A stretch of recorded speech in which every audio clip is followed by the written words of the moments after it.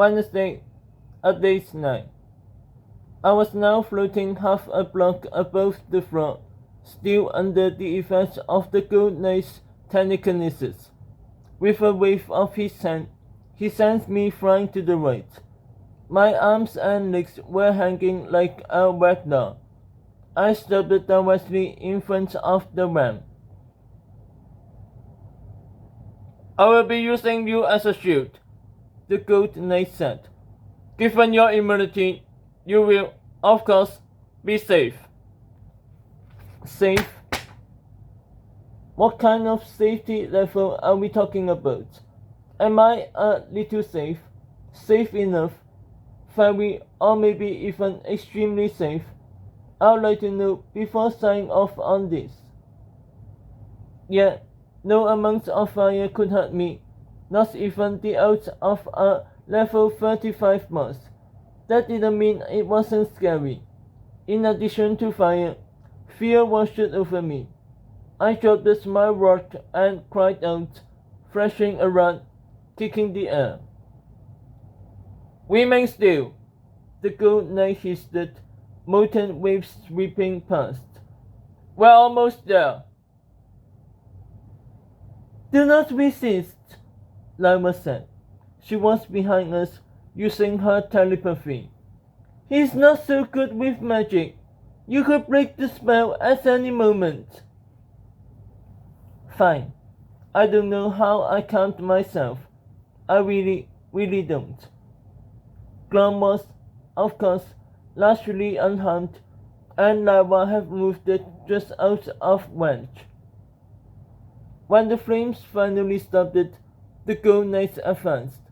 I advanced as well, drifting forward like a floating puppet. The Gold Knight's blade also advanced into the beast's underbelly, and he swam endlessly, but these attacks did almost nothing to the enemy. At the rate its health was dropping bit by bit, mere pixels, it would have taken hours. As a level 35 final guardian or elite boss, the dragon had 6,000 plus HP. Grom only stopped when the dragon reared back, and he shouldered his puppet shield in front of him. It won't be so bad this time around, he said.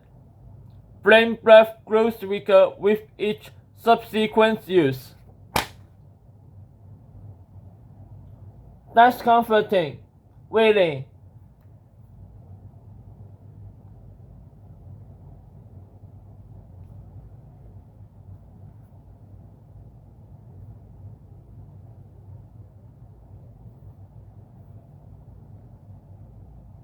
However, the worm didn't use its flame breath.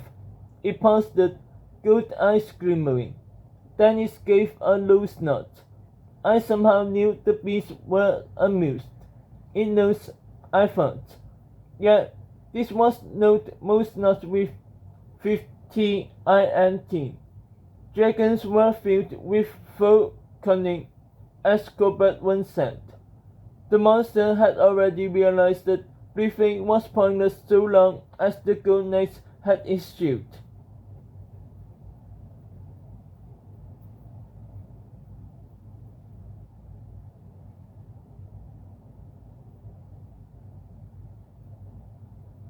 There was a metallic whine as the worm moved or shifted too fast for a creature of that size.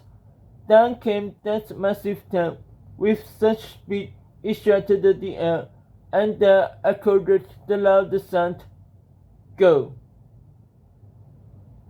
The Gold Knight waved me aside so that he took the blow.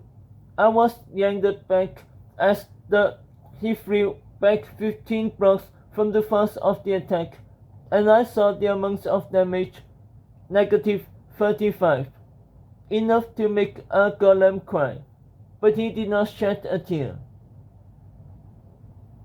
He barely took a scratch.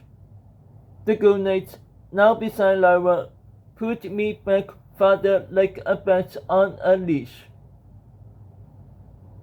This would take an army, he said. Our only hope is to delay. Perhaps when the Legion arrives, we...